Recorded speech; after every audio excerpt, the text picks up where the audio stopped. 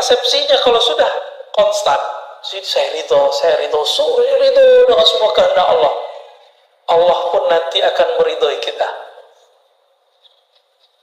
Nah, ini yang dikatakan dalam hadis qudsi, ana 'inda dhanni 'abdi.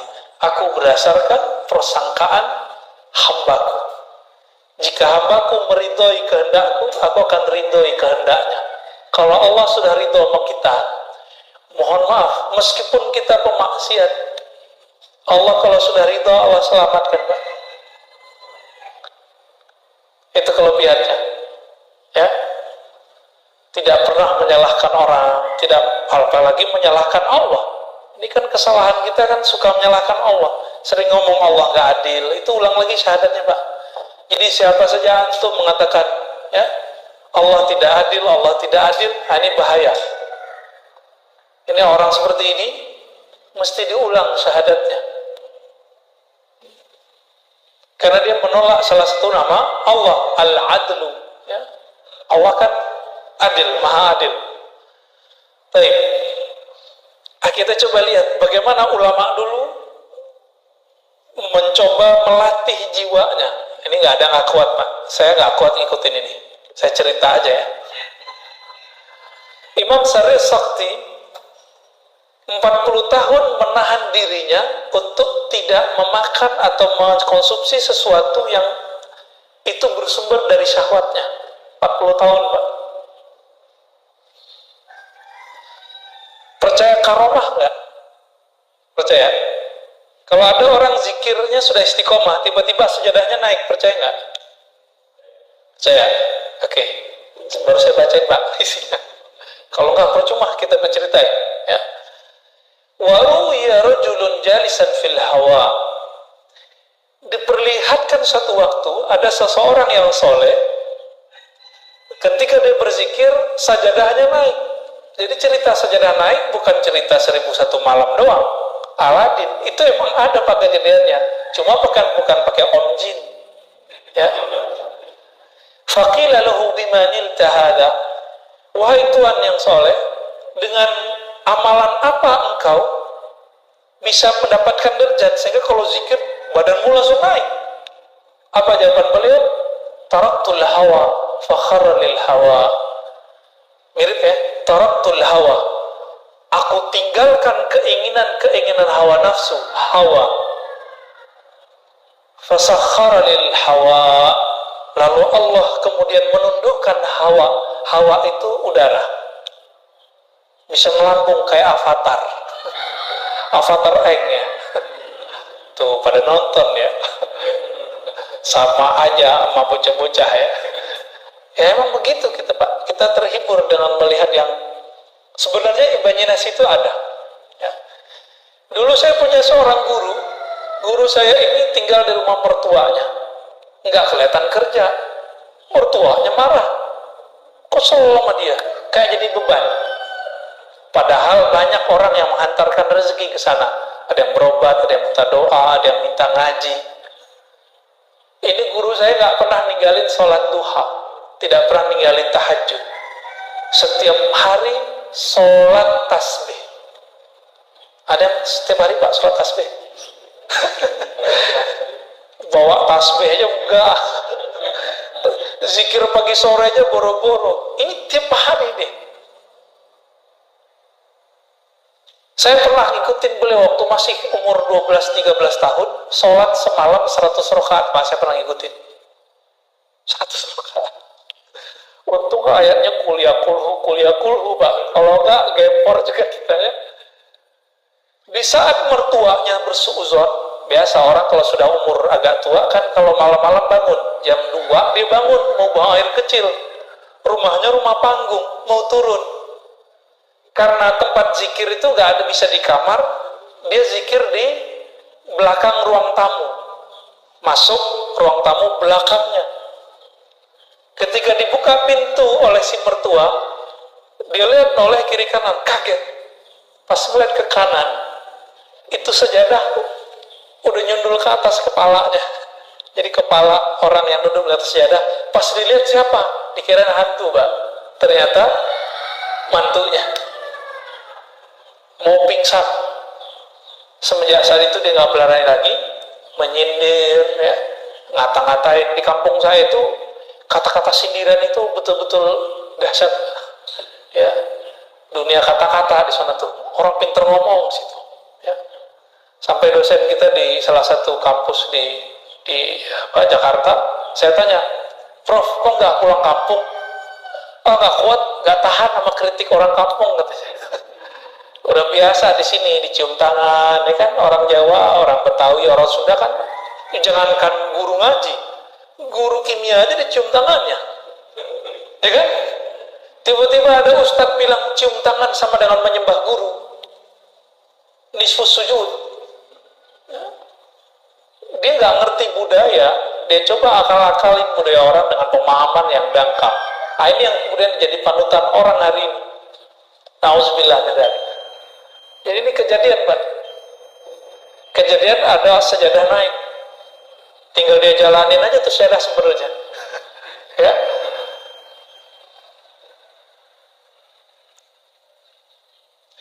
Jadi ibadah paling tinggi apa?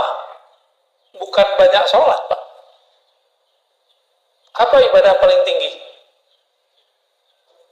Zikir enggak juga. Ibadah paling tinggi melawan hawa nafsu. Itu ibadah paling tinggi.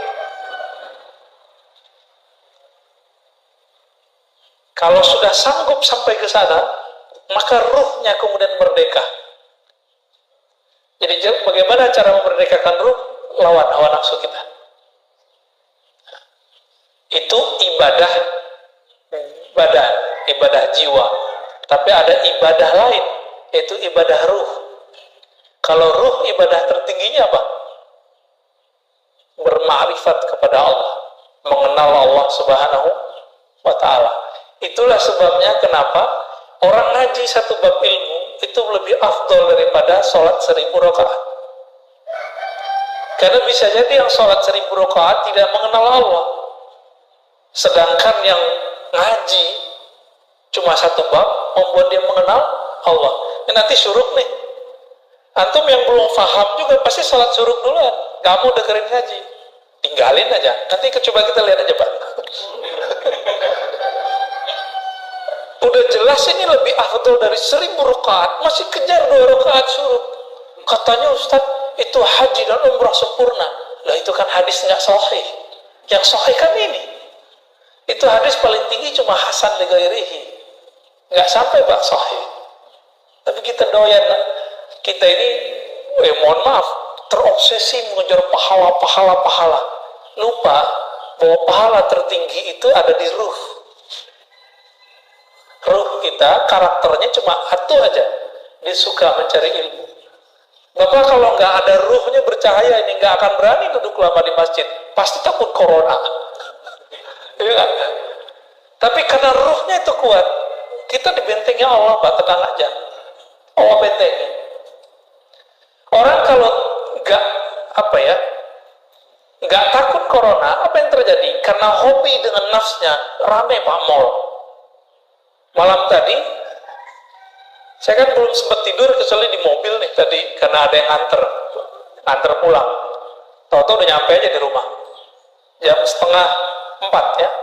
Jam 2:30 kita jalan dari Jakarta Timur dekat Bekasi, nyampe di rumah 3:30. Ya itu aja tidur aja tadi tuh, 1 jam ya, 1 jam kurang malah. Ketika saya tidak mengikuti gerakan ruh, saya malas coba ke sini. Kenapa? Mendingan tidur. Ya. Saat kita jalan malam-malam itu, orang masih ramai Pak di luar. Nggak ada orang takut corona hari ini. Orang takut karena tidak keluar, dia tidak bahagia. Jadi kehendak nafs aja bisa mengalahkan takut corona. Masa kehendak ruh kalah? Tapi ya buktinya begitulah ya.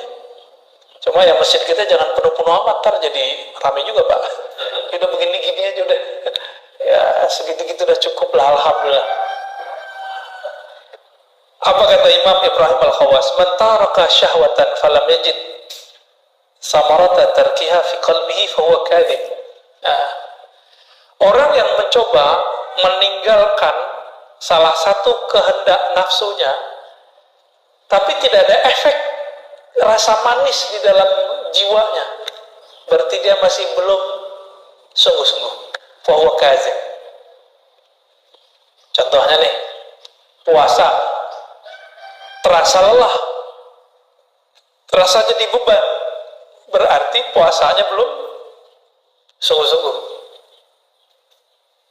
Kapan puasa terasa nikmat? Kalau sudah sungguh-sungguh. Ini Allah kenapa Pak kasih kita amalan puasa? Karena kalau nggak dikasih puasa, satu teguk pertama waktu berbuka itu nggak akan pernah kita ingat. Jadi supaya kita menghargai satu teguk itu, Allah suruh kita berpuasa dari terbit fajar sampai terbenam matahari. Maka orang-orang yang sering menahan kehendak nafsnya, jiwanya itu, dia akan menikmati hidup di dunia, meskipun dapatnya sedikit. Tapi orang yang mengikuti, menuruti semua keinginannya, mau dikasih berapa aja nggak akan puas. Ya.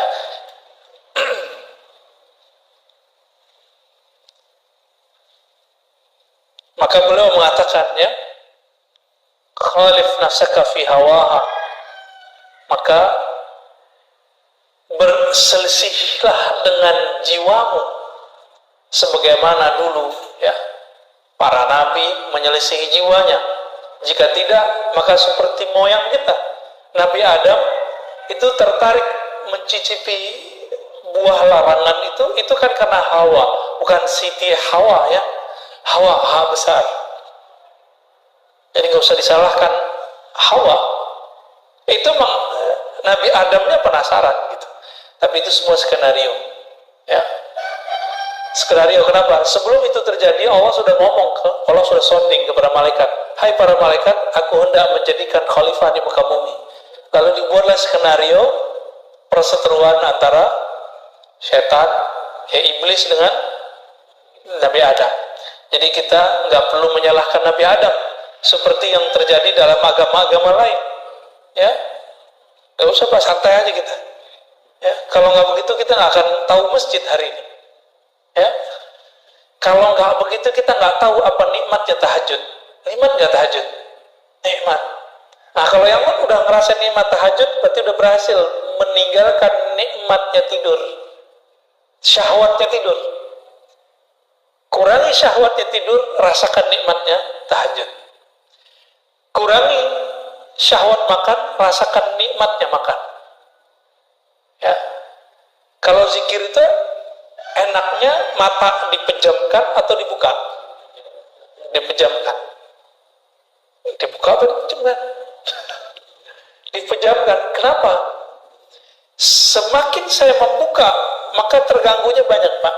Nah, untuk menikmati pandangan batin, tutup mata sejenak. Gitu caranya, tekniknya, ya. Banyak teknik-teknik dalam berzikir. Nah, di sini sangat banyak butuh-butuh beliau, ya, dan beberapa sudah saya sebutkan tadi, dan beliau tutup dengan ayat, ya ayat Tuhan, nafsul mutmainnah. Surat apa itu? Surah Al-Fajr bagian akhir. Wahai jiwa yang tenang, irji'i ila rabbiki radiyatan mardiyah. Langsung dapat undangan dari Allah. Pulanglah kamu ke sisi Rabbmu dengan rasa ridho dan diridhoi meskipun masih di dunia. Mereka ini yang disebut wali, Pak. Jadi wali Allah itu minimal dia radiyah mardiyah. Fadkhuli fi ibadi, lalu masuklah kamu ke dalam daftar hamba-hambaku. Maka wali-wali itu dia didaftarkan namanya di langit. Ya. Itulah sebabnya wali-wali itu nggak pernah kesepian walaupun terlihat sendiri. Ya. Wadkhuli jannati, masuklah ke dalam surgaku. Ya. Coba kan Nabi mengatakan Allah Ta'ala menciptakan neraka surga. Lalu Jibril disuruh melihat surga dan neraka. Lalu Allah bertanya, basa-basi, Jibril, menurutmu surga gimana? Apa kata Jibril? Hadis ini sahih. Ada di riwayat Imam Nasai. Ya Rob, seandainya orang tahu apa isi surga, maka tidak ada yang akan lari darinya, pasti mengejar surga. Ditanya lagi, kalau neraka gimana? Maka pergi dia melihat neraka, balik. Ya Rob, seandainya orang tahu isi neraka, maka tidak akan ada yang berani mendekatinya.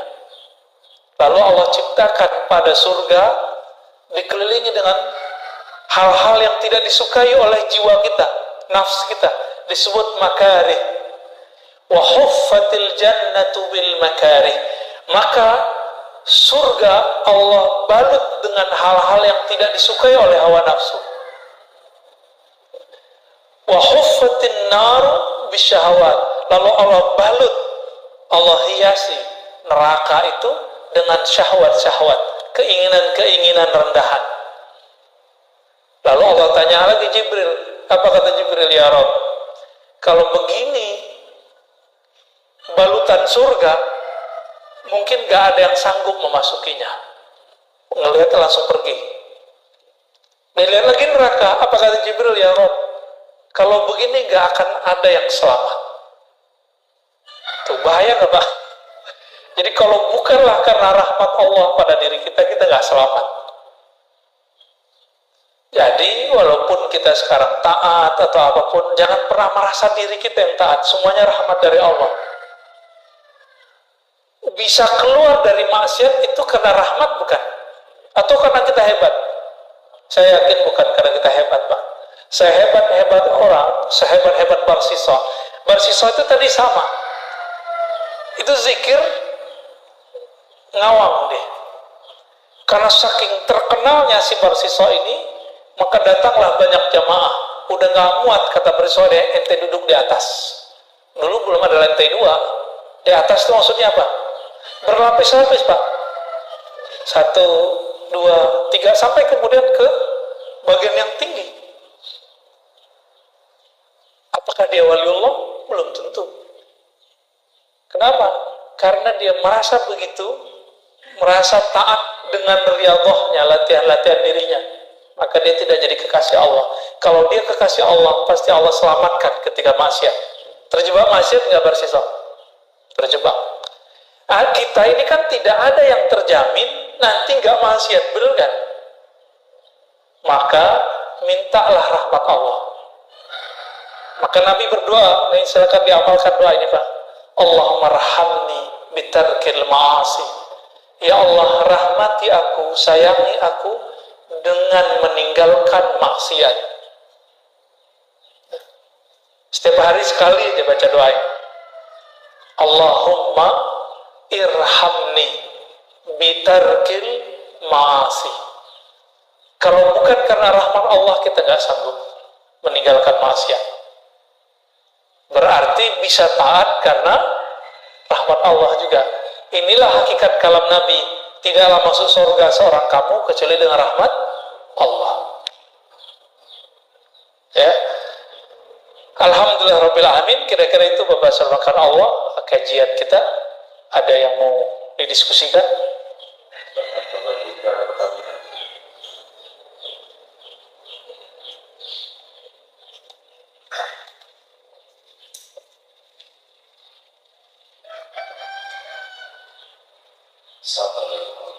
Assalamualaikum.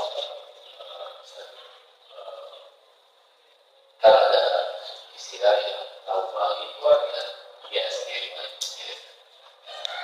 pertama sekarang di dunia saksi dengan nilai informasi ini selama ini sebenarnya aksi waliannya yang bicara jadi yang sebagai kedua pengembangan kita tentang abdi bisa Ya. Ini pertanyaannya berat ini ya.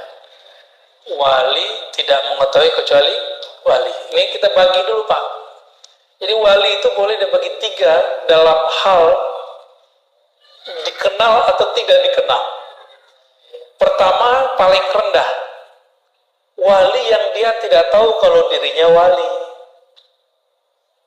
Inilah perdebatan Imam Ibnu Furaq dengan Kusyairi, muridnya. Muridnya ternyata lebih tinggi daripada dia. Karena muridnya bertasawuf. Karena untuk mencapai mukhalafatun nas itu butuh seorang guru. Imam Qushairi punya mentor, guru, mursyid yang membantu dia untuk melatih jiwanya. Gitu. Ibnu Furor ngotot, wali gak tahu dirinya wali. Itu maksudnya dia sendiri. Dia gak tahu kalau dirinya adalah seorang wali. Qushairi ngotot, bukan wahai Tuan Guru, wali tahu dirinya wali. Itu dirinya sendiri juga. Ya. Insya Allah canggih amat di print segala ya. Baik. Yang kedua, wali yang sesama wali saling mengetahui. Itu yang antum tanyain tadi. Jadi sesama wali tahu, sesama jawara tahu ini jawara ini bukan, ya. Sesama ahli keilmuan mengerti orang yang diajak ngomong ini ahli ilmu, gitu. Maka wali juga sama. Wali ini kan ukurannya bukan pada penampilan, tapi pada ma'rifatullah. Dia kenal Allah seberapa. Karena wali itu diartikan kekasih Allah. Ya kalau bahasa ininya pacarnya Allah, kita begitulah. Tapi kan Allah nggak pacaran, Pak. Ini bahasa biar mudah aja ya. Orang kalau udah sayang dengan sesuatu, dia akan mengenal seluk-beluknya. Si wali itu sangat mengenal nama dan sifat Allah dan seluk-beluk seputar nama dan sifat Allah. Maka disebutlah dia wali. Jadi bukan karena keramat, ya, bukan karena banyak jamaah, bukan karena air doanya mustajab, bukan. Tapi karena dia mengenal nama dan sifat Allah Subhanahu wa ta'ala. Dan yang ketiga, wali yang dirinya tahu dia wali, tapi di luar sana tidak ada yang tahu dirinya wali kecuali Allah. Disebut dengan rijalul ghaib. Rijalul ghaib, udah rijal ghaib dia. Wali-wali ini kalau ketahuan dia minta mati. Jadi kalau ada wali itu baru muncul mati, yaitu mungkin dia rijalul ghaib kan. Ya. Biasanya rijalul ghaib ini gak punya murid. Gak ada muridnya, Pak. Ya, urusan kolbunya dengan Allah Subhanahu wa ta'ala. Bagaimana dengan ekspos kewalian hari ini? Gak ada ekspos kewalian. Ya, gak ada. Kalau ada orang ekspos wali, ya wali murid kali ya. Yang ada itu orang mengekspos keramat, mengekspos gaya-gaya kewalian. Bukan, wali gimana mau eksposnya? Wali itu urusan hamba dengan Allah. Maka eksposnya hanya bisa kepada orang-orang yang mengenal Allah. Emang di YouTube siapa yang mengerti ini wali bukan wali? Yang nonton YouTube macam-macam. Ya. Mau ada 1000 orang bilang, oh kita ini wali. Kalau Allah bilang enggak masuk. Walaupun ada 1 miliar orang tidak mengatakan kita wali, tapi Allah bilang, kamu waliku. Jadi wali, Pak. Jadi itu bukan urusan jamaah. Dan wali tidak pernah diangkat oleh jamaah, Pak. Kecuali wali murid ya. Wali kelas, itu SK-nya dari kepala sekolah tuh, wali kota ya. Wali apa lagi, Pak? Wali santri, sama ya. Wali nikah, wah asik juga tuh. Baik. Bagaimana dengan Habib Syekhon ya?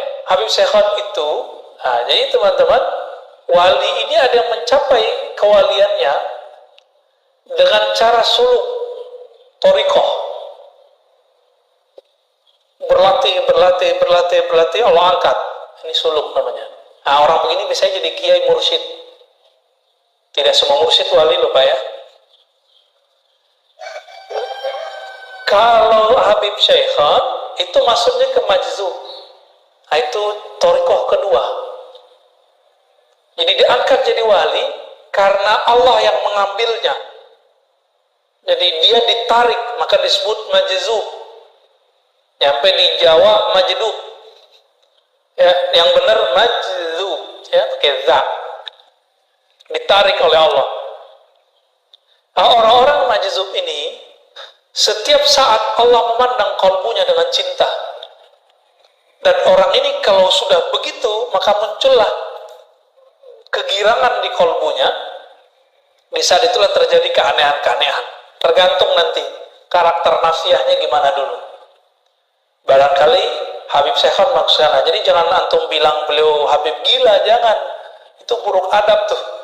Yang bilang dia gila, saya khawatir keturunannya ada gila. Karena menyakiti seorang wali. Hati-hati ya. Itu Habib Syekhon. Sama dengan Habib Ja'far Allah yarham sudah meninggal, Al-Kaf ya. Benar, Al-Kaf ya. Itu sama masuk ke sana tuh. Dikasih panggung lagi sama teman-teman kita santri ya.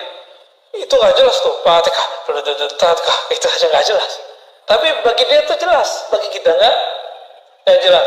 Kalau datang sadar biasanya dia ngomong kayak orang biasa. Nah ini namanya ahwal. Jadi ahwalnya kalau datang, ahwal itu artinya kondisi-kondisi rohani yang dia tidak bisa nahan. Kalau Wan Sehon apa yang terjadi pada beliau? Nyoret-nyoret Pak. Yang biasa dicoret mobil, tuh orang-orang yang cinta sama mobilnya dicoret-coret mobilnya sama dia. Ya kan? Ada yang dicoret bajunya, berarti orang ini suka atribut. Jadi ada organisasi tertentu datang ke beliau, sowan, dicoret Pak simbol-simbolnya. Karena beliau tahu berhala di dalam kolbu orang ini adalah simbol-simbol itu. Ada yang berhalakan tadi apa? Mobil. Ada yang rumah. Rumah aja Pak dicoret-coret sama dia. Nah itu kalau Habib Syekhon lagi datang ahwalnya. Ahwal itu nggak selalu buruk, ada yang baik. Ada saya ketemu wali, kalau datang ahwalnya ini belanja mulu. Kalau dia nggak begitu Pak, bisa gawat ya. Kalamnya nanti bisa kemana-mana. Ada yang diem aja ya. Kalau datang ahwal dikunci pintu dia diem aja. Ada juga yang begitu. Ya Allah ta'ala alam. Pertanyaan ya yang Ustaz izin bertanya bagaimana dari Bu Dewi Yespita, bagaimana cara melawan rasa ngantuk yang sangat kuat saat tahajud walaupun sudah berwudu berulang kali? Gimana nih? Tidurnya lebih awal, betul. Tidurnya lebih awal itu satu. Yang kedua, kurangi karbo. Karena karbo itu isinya gula. Kalau dalam tubuh ini banyak glukosa, kita bawaannya tidur terus. Coba mulai konsumsi sehat. Indonesia termasuk nomor 1 pada nomor 2 terbesar di dunia penyakit gula. Karena karbo Pak. Jadi kalau bukan nggak makan nasi, nggak makan namanya. Coba itu dibuang deh, ya. Kalau nggak makan nasi, nggak makan, buang pikiran itu. Emang makan itu doang, ya. Kan bisa buah, ya kan? Bisa macam-macam. Itu nafsu yang ngomong itu, nafsu yang dijadikan tradisi, nafsu yang dijadikan doktrin. Nah, jangan ngomong begitu.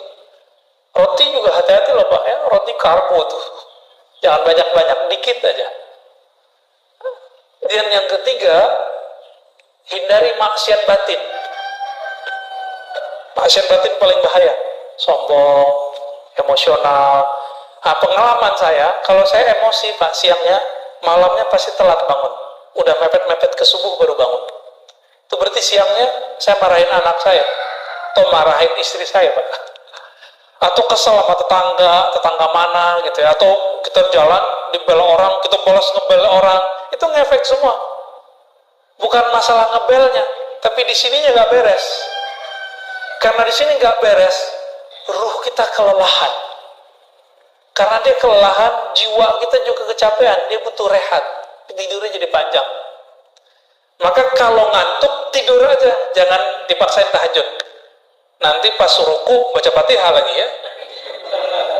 Jadi cukup, jadi kalau yang begini nih, Bu Dewi Yespita dan mungkin teman-teman sebagian, sholat witir dulu sebelum tidur. Sampai nanti sudah jadi habit, baru nanti dipindahin ke akhir malam, jadi tahajud. Ya, agama kita nggak saklek kok, fleksibel. Khawatir nih nggak bisa witir sebelum tidur, udah habis isya setelah sholat sunat langsung witir, boleh. Salah satu guru saya namanya Syekh Ahmad Darwis, ahli hadis, habis isya dia langsung witir, tapi isyanya lama Pak. Dia isya itu baca Quran 2 juz, 3 juz, kadang 5 juz. Langsung pada keok semua ya. Jadi saya nungguin gitu. Udah 3 juz, nggak selesai beliau. Ya, kalau kita juz alpukat, udah 1 juz tuh. Juz apa lagi? Juz mangga gitu ya. Apakah boleh sholat memejamkan mata karena rasanya bisa lebih khusyuk?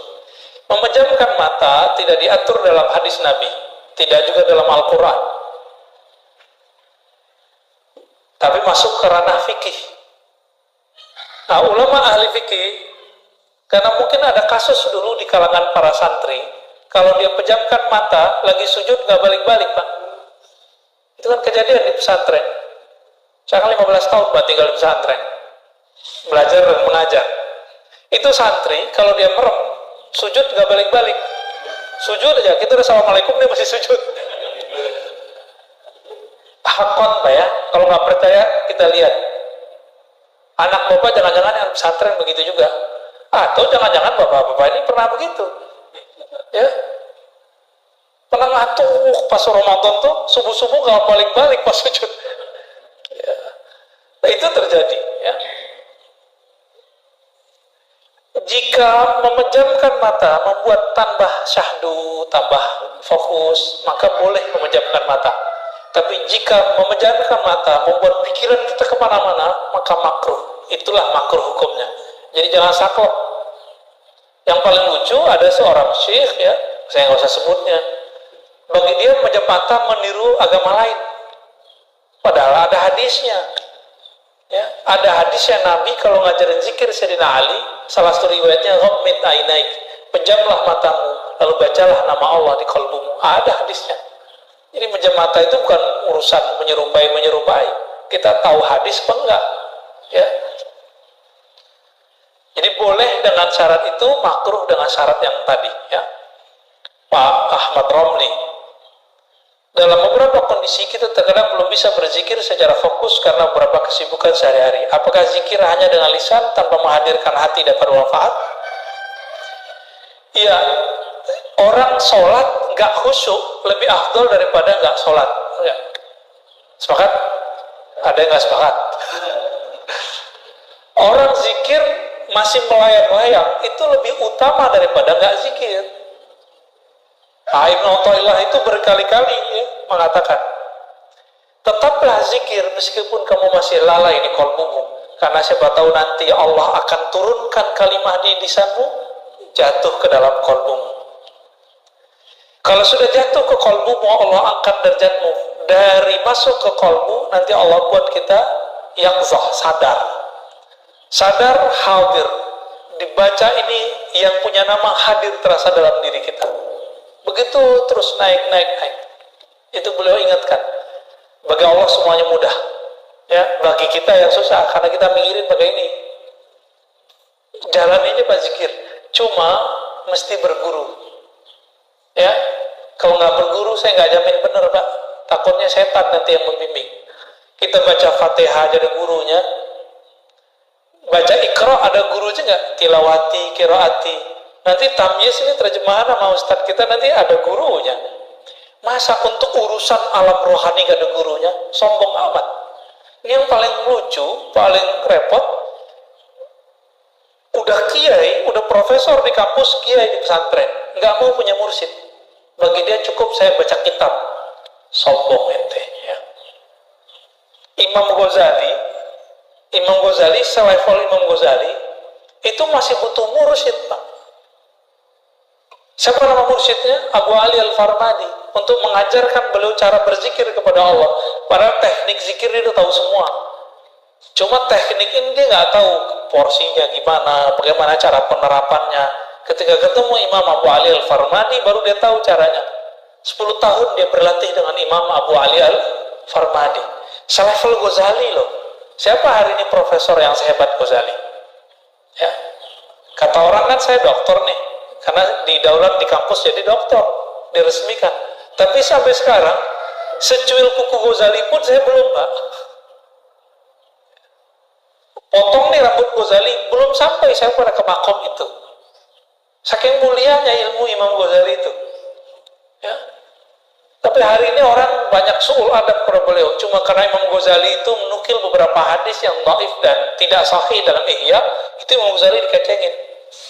Ya, berani Pak, anak-anak muda baru tamat S1, baru gelar LC, SAG, sarjana alam gaib, ya.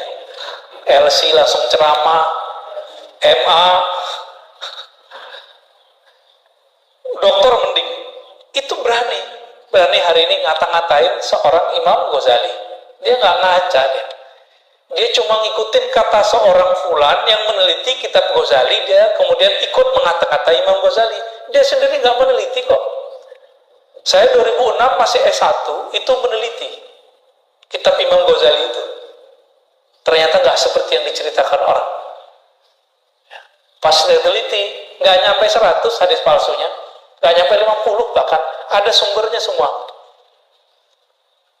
Cuma si pengarang-pengarang setelah beliau nggak ketemu riwayat itu, ketemulah 300 hadis tidak ada sumber. Pengarang Imam Iraqi, Imam Subki, tapi belakangan kan enggak. Ya, jadi tetap zikir lisan meskipun tidak hadir hatinya. Coba cari guru nanti bimbing antum insya Allah. Terakhir, apakah masuk surga, masuk neraka itu takdir mubram? Mubram itu takdir yang tidak bisa dirubah. Enggak. Masuk surga, masuk neraka itu takdir mu'allaq, masih digantung oleh Allah, kehendak Allah. Tapi ingat, Allah punya hak yang unlimited, namanya jaiz. Kita kalau belajar sifat Allah, ada yang wajib, ada yang mustahil, ada satu lagi Pak, jaiz. Jaiz ini meliputi semua nama-nama dan sifat Allah. Jadi Allah tidak ada yang boleh mensetirnya. Allah itu bebas. Nah, maka dikatakan dalam hadis yang Ibnu Mas'ud, ada orang beramal seperti amal ahli surga, tapi telah ditetapkan di sisi Allah dia beramal dengan ahli neraka, mati masuk neraka. Ibnu Daqiq Al-Id menemukan apa sebabnya, urusan qalbu. Jadi dia taat baru di zahirnya, belum taat sampai ke dalam qalbunya. Nah, kita meminta kepada Allah, semoga kita yang hadir pagi ini, yang mengikuti kajian ini, baik dekat ataupun jauh, termasuk orang-orang yang mampu mengendalikan hawa nafsu kita dan mendapatkan rahmat dari Allah. Mendosakah kita, taatkah kita? Semoga rahmat itu selalu bersamai. Amin ya rabbal alamin. Wa sallallahu ala nabiyina Muhammad subhanakallahumma wa bihamdika asyhadu an la ilaha illa anta astaghfiruka wa atubu ilaik. Wa sallallahu ala nabiyina Muhammad walhamdulillahi rabbil alamin.